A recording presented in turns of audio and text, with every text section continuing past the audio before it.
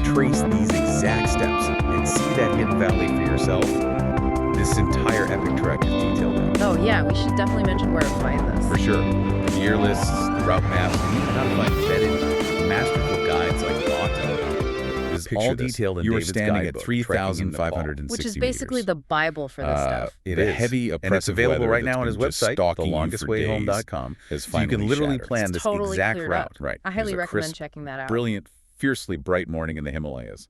So, welcome to an immersive audio journey where we are following David Ways, a Nepal guidebook author. And we're on day 3 of his trek today. Yeah, day 3 of this epic, really deeply personal return to a place of lost beauty. We're heading into the Nar Phu Valley. And, you know, to fully grasp the sheer physical reality of where we are standing this morning, you have to look at what happened yesterday. Oh, absolutely. David and his guide, Gautam, they executed a grueling push straight from Koto up to Meta. And today, they aren't resting at all. They are staring down an ambitious 19-kilometer trek all the way to Phu. 19 kilometers. It's brutal. But the mission here is so much more complex than just putting one foot in front of the other. You are walking alongside a writer who is actively, in real time, architecting a survival manual. Exactly. He's figuring out how to guide future travelers safely into this remote wilderness. Right. Which brings us to a really critical debate happening right now in that crisp morning air, before they even pack up their gear in Meta. Yeah, it's the quintessential guidebook dilemma, because on his last trek through this region, David intentionally broke this exact journey into 2 distinct days. Okay, so he paced it out more. Right. The strategy was to stop first at Chacha, let the body rest, then push up to Meta, and eventually stop at Kiang. So testing a straight, aggressive push from Meta to Phu today, it seems like a massive gamble if the older route through Chacha was a proven option. Well, that tension is precisely what David is trying to resolve here, and it really highlights extra days for day trips around Phu and Nar later on. Which, ironically, creates a different kind of safety net. It does. Spending those extra days exploring the high altitudes around Phu grants them superior acclimatization for an even more brutal challenge looming later in the week. Which is what, the Big Pass? Yeah, the 5,320-meter Kangla Pass. So David realizes his guidebook cannot be a rigid dictatorship. It must present both realities. Got it. So the slow, safe burn through Chacha for caution, and the aggressive modern push to Phu for those prioritizing the high passes. Once they lock in that decision and step out of Meta, all those abstract logistics just fade away. Because the landscape takes over. Completely takes over. Leaving Meta triggers this cinematic, really jarring shift in the biome. Below 4,000 meters on the lower Annapurna circuit, you are surrounded by this lush, vibrant greenery. Yeah, it's quite forested down there. But the moment they cross that threshold out of Meta, the lushness simply vanishes. The earth turns a dusty, sun-baked ochre. The trees just give up. Right. The forests retreat, replaced by this stubborn, low-lying juniper scrub. You are suddenly thrust into the arid north, just watching the Nar River carve its way through these massive, sun-bleached cliffs. Yeah, because you are stepping into a profound rain shadow there. The towering peaks of the Himalayas act as this massive meteorological wall. They just block everything. Literally block the moisture-heavy monsoon clouds rolling up from the south. They force them to dump their rain before they ever cross the peaks. So what is left on the northern side is a high alpine desert. It's a severe, moisture-starved environment that feels incredibly alien. And the weather they're walking into is incredibly atmospheric. You have the intense, harsh, high-altitude sun constantly interrupted by these heavy rolls of clouds pouring over the sheer cliffs. Like steam off a boiling pot. Yes. From a photography standpoint, you'd think the clouds would ruin the shots of the valley. But David notes they actually act as a massive, natural atmospheric filter. Which is a huge physical relief for the trekkers, honestly. Oh, really? How so? Because the higher you climb, the thinner the atmosphere becomes, meaning it loses its ability to scatter ultraviolet radiation.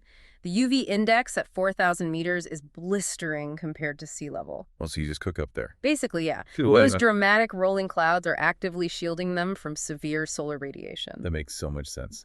So as they move through this harsh, shadowed terrain, the route actually takes them past these ghost settlements, places with names like Janum and Chaco. They're pretty airy to walk through. All right, today they just look like simple stone ruins, maybe repurposed by locals as temporary stables. But these ruins hold an incredibly heavy, almost invisible history. They really do. Because in the 1950s and 60s, this remote valley was the epicenter of the Khampa legacy. Yeah, so for context, the Khampas were these formidable Tibetan rebels from the Kham region. After the Chinese military entered Tibet, these high, arid valleys in Nepal were transformed into a covert military zone. A secret war zone right in Himalayas. Exactly.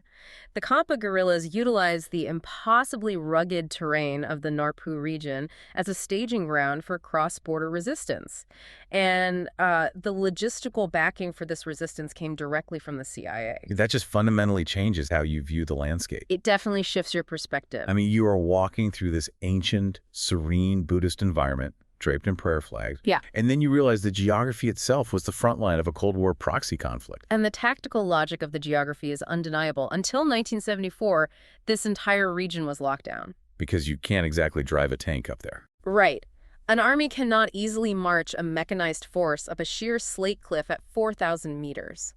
The steep, jagged rocks above the trail provided these natural, impenetrable lookout points and sniper nests. So the very thing that makes it so hard for trekkers made it perfect for them. Exactly. The sheer inaccessibility that makes it a challenge today is what made it a perfect guerrilla fortress back then. And the most incredible part to me is that the current residents of those cliffs, a herd of mountain sheep, likely blue sheep or Himalayan tar, are grazing right above those former CIA-backed rebel bases. Just totally unbothered. With absolute indifference. Yeah. They're clinging to these impossibly steep slopes, just watching David and Gautam trudge by. Naturally, David wants to stop and photograph them. Of course he does. But Gautam practically shoves him down the trail. With very good reason, too. While the human history of the valley is fascinating, the immediate physical threat comes from the wildlife. The sheep are dangerous. Oh, yeah.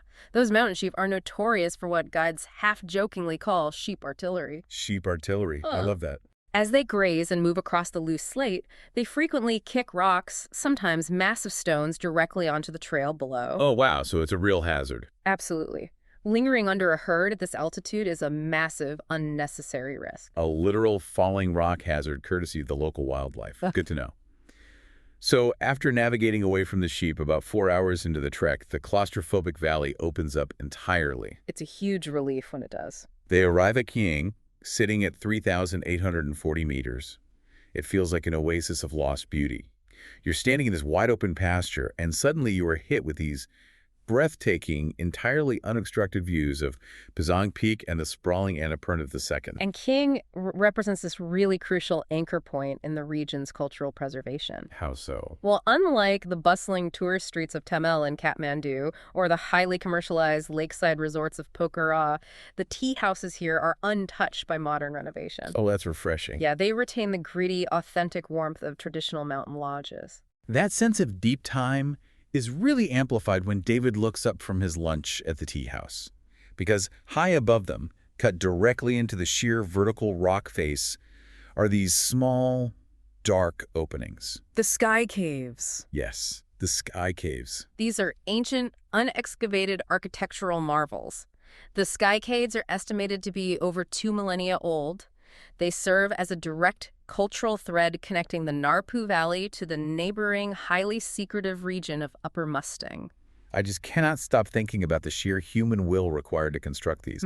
To carve a dwelling into a sheer cliff face at 3,800 meters, you're defying gravity, freezing temperatures, and total isolation. It's unbelievable. It's like the ultimate ancient panic room. And the engineering is born purely of necessity. 2,000 years ago, staying on the valley floor meant vulnerability to extreme weather, natural predators, and violent raiding parties. So the only way out was up. Right. The strategy was literal elevation. You scale the cliff, pull your rope ladder up behind you, and you become physically untouchable. That is so smart. Because they are so difficult to access, they remain largely unexcavated today. No modern archaeological team has thoroughly cataloged the interior of the Kiang Caves. They're just sitting there, silently holding on to 2,000 years of human secrets while trekkers just, drink tea below. It's surreal. And sitting there in Kiang, staring at this untouched landscape, David crystallizes the broader vision for his work. He is charting out the Annapurna North Circuit. Which is a vital conservation strategy for the future of trekking in Nepal. Really? Why is that? Well, the traditional Annapurna circuit, which used to be the gold standard of global trekking, has been heavily compromised by rapid road construction. Right. You don't travel halfway across the world to walk on a dirt road, constantly stepping aside to choke on the diesel fumes of passing supply jeeps. Exactly. It completely fractures the magic of the Himalayas. That ruins the whole vibe. Which is exactly why David's framework is so important. By actively routing trekkers away from the heavily road-impacted sections, specifically the areas below Chamiway, and bringing them up through the pristine Nar Phu Valley instead, he is saving the core experience of the Annapurna region. That is huge. Yeah, the infrastructure project governing much of this is ACAP, the Annapurna Conservation Area Project. And David's route aligns with the very spirit of conservation that ACAP was designed to protect. It proves that a diesel-free, wild alternative is still viable. It's a brilliant, hopeful vision. But visions don't walk you up a mountain. Nope, you still have to hike. They still have to survive the final 3 to 4 hours from Kiing to Phu. And this final leg is intensely dramatic.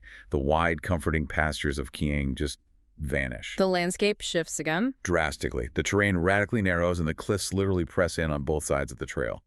The sky above you shrinks to a tiny, jagged ribbon of blue. And the geology here becomes highly volatile. The recent heavy rains have compromised the ledges. So the ground itself is unstable. Very. The topsoil is visibly loose, shifting under their boots with a steep, unforgiving drop to the churning Nar River below. David even notes in his journals that ACCAT really needs to step in and post official rockfall warnings here. The environment feels incredibly primal. It really does. It has this intense Jurassic vibe.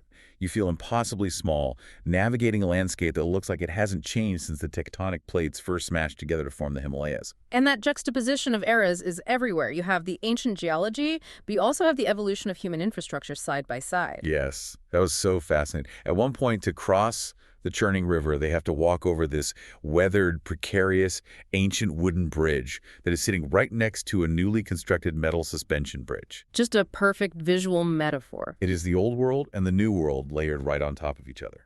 And physically, the mountain is actively fighting them now.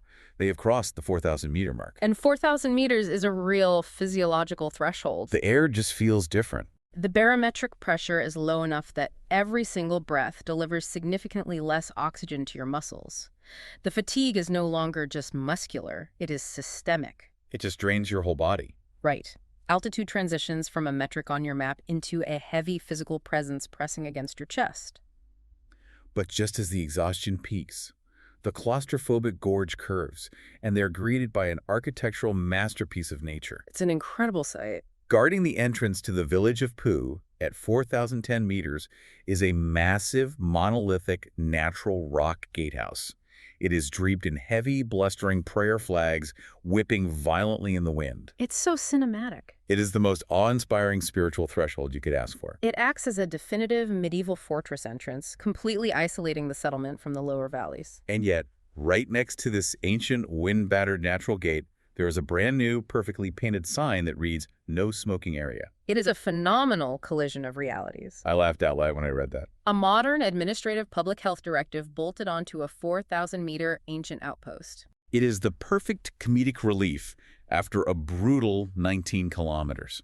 Passing that sign, they finally cross into Phugan.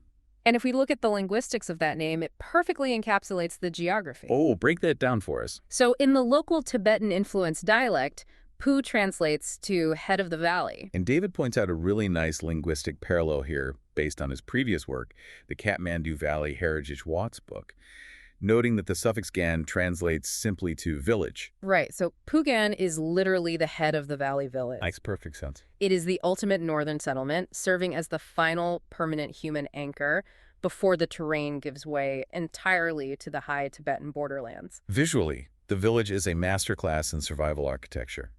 The stone houses are constructed from the exact same rock as the mountain face behind them. They just blend right in. They share the identical dusty ochre color.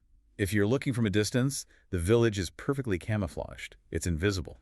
But up close, it's a different story. Entirely. As you walk into it, you realize you are inside a wind-scarred, defiant medieval fortress that has somehow negotiated a truce with the harshest elements on Earth. And sitting above those camouflaged stone roofs, perched high on a dominating ridge, is the Tashi Lakang Monastery.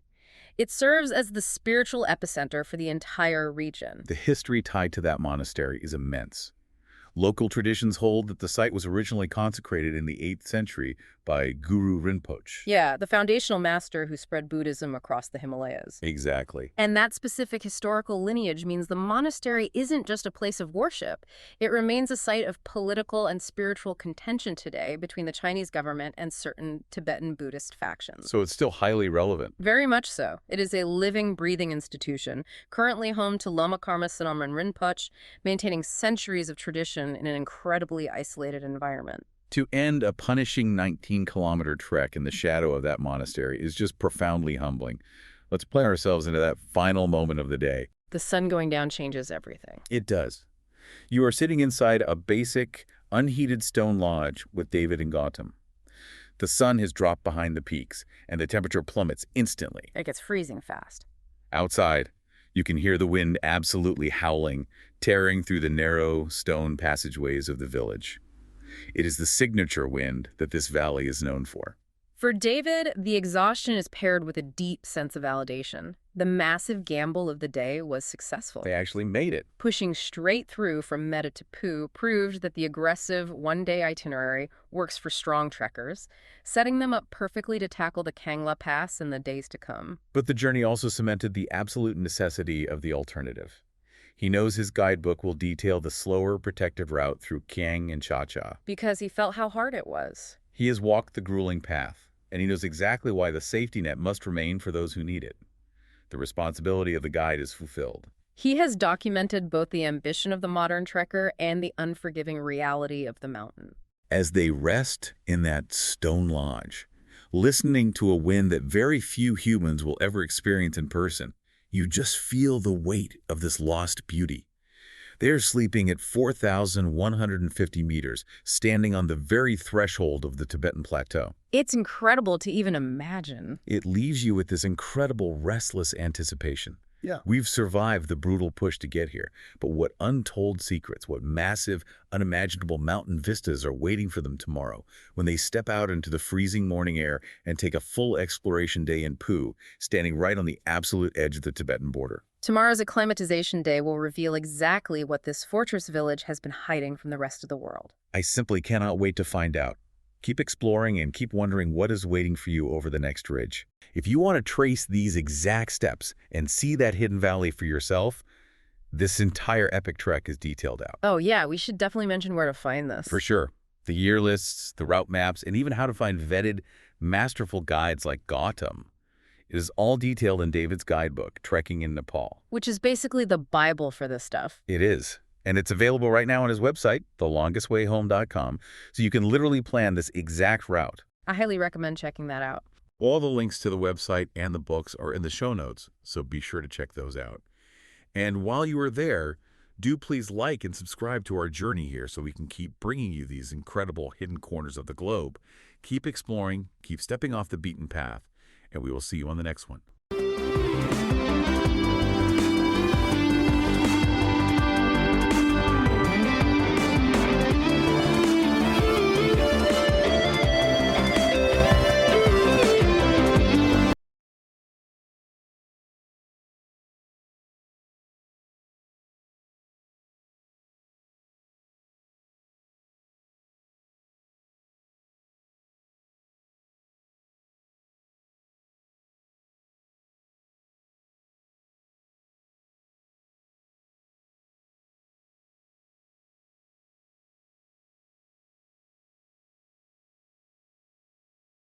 All the links to the website and the books are in the show notes, so be sure to check those out. And while you are there, do please like and subscribe to our journey here so we can keep bringing you these incredible hidden corners of the globe. Keep exploring, keep stepping off the beaten path, and we will see you on the next one.